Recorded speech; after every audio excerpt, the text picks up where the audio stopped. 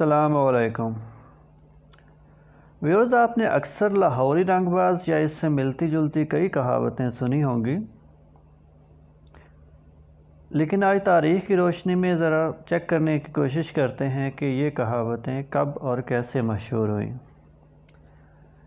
Viewers, اکبر اور شاہ جہاں کے دور میں لاہور نیل کی دنیا کی سب سے بڑی منڈی ہوتا تھا۔ شہنشاہ اکبر نے لاہور کے قلعے سے ذرا فاصلے پر ہندوستان میں نیل کی پہلی باقاعدہ منڈی قائم کی۔ یہ منڈی اکبر کے نام پر اکبری منڈی کہلائی، جو آج بھی لاہور میں موجود ہے۔ لاہور کے مضافات میں میلوں دور تک نیل کے پودے تھے۔ لوگ ان پودوں کا ست نکالتے، ست کو بڑے بڑی کڑھائیوں میں ڈال کر پکایا جاتا، اس کا پاؤڈر اور ڈلیاں بنائی جاتی۔ یہ ڈلیاں ٹوکریوں اور بوریوں میں بند ہو کر اکبری منڈی پہنچتی، تاجروں کے ہاتھوں بکتی۔ گڈوں کے ذریعے ممبئی، جس کا پرانا نام بمبئی تھا، اور کولکتہ، جس کا پرانا نام کلکتہ تھا، وہاں پہنچتی تھی۔ وہاں سے انہیں فرانسیسی اور اطالوی تاجر خریدتے، جہازوں میں بھرتے۔ یہ نیل بعد ازاں اٹلی کے ساحل شہر جینوا پہنچتا تھا۔ یاد رکھیے گا، یہ شہر جنیوا نہیں، جینوا ہے۔ جنوا فرانسیسی شہر نیم کے قریب تھا۔ جنوا اطالوی شہر ہے، جبکہ نیم فرانسیسی۔ دونوں قریب قریب واقع ہے۔ نیم شہر ڈی نیم کہلاتا ہے۔ ڈی نیم میں ہزاروں کھڑیاں تھیں اور ان کھڑیوں پر موٹا سوتی کپڑا بنا جاتا تھا۔ یہ کپڑا سرج کہلاتا تھا۔ سرج کپڑا بن کر جنوا پہنچتا تھا۔ جنوا کے انگریز اس کپڑے پر لاہور کا نیل چڑھاتے، کپڑا نیلا ہو جاتا۔ وہ نیلا کپڑا بعد ازاں درزیوں کے پاس پہنچتا۔ درزی اس سے مزدوروں، مستریوں اور فیکٹری ورکرز کے لیے پتلونیں سیتے تھے۔ وہ پتلونیں بعد ازاں جنوا شہر کی وجہ سے جینس کہلانے لگیں۔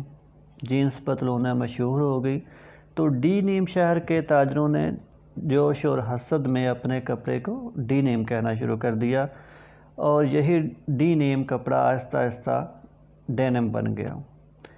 جینس اور ڈینم وقت گزرنے کے ساتھ ساتھ اکٹھے ہو گئے اور یہ ڈینم جینس کہلانا لگا، جو کہ آج بھی موجود ہے۔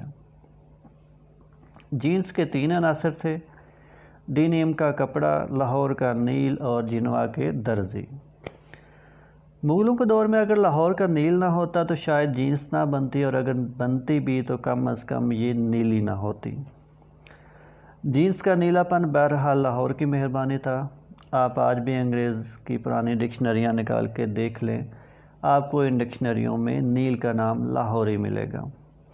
گورے زمانے میں نیل کو لاہوری کہتے تھے، اور یہ رنگ بعد ازاں انڈیا کی مناسبت سے انڈیگو بن گیا۔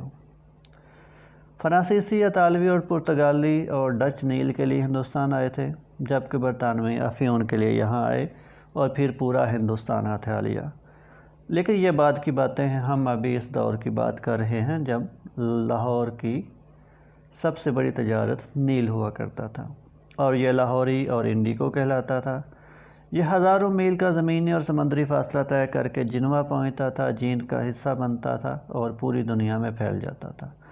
لیکن پھر لاہور کے لاہوری نیل کو نظر لگ گئی۔ مغلوں نے نیل پر ٹیکس لگانا شروع کر دیا۔ یورپ نے مصنوعی رنگ ایجاد کر لیے، اور ایسٹ انڈیا کمپنی نے فرانسیسیوں، اطالویوں، پرتگالیوں کو مار بھگایا، اور یوں نیل کی صنعت کم از کم ہندوستان میں زوال پذیر ہو گئی۔ جی ویورز، لاہوری نیل تو نہ رہا، مگر لاہور کے شہری آج بھی رنگ باز ہیں۔ لاہوریوں کو یہ خطاب ممبئی اور کلکتہ کے تاجروں نے دیا تھا۔ ہندوستان میں اس وقت فارسی زبان رائج تھی۔ فارسی میں کسی بھی پیشے سے وابستہ لوگوں کو باز کہا جاتا ہے۔ مثلاً بیوروکریٹ کو فارسی میں کاغذ باز کہا جاتا ہے، کبوتر پالنے والوں کو کبوتر باز۔ اسی مناسبت سے رنگ بیچنے والوں کو رنگ باز کہا جاتا ہے۔ چنانچہ کلکتہ اور ممبئی کے تاجر نیل کی صنعت سے وابستہ لاہوریوں کو رنگ باز کہنے لگے۔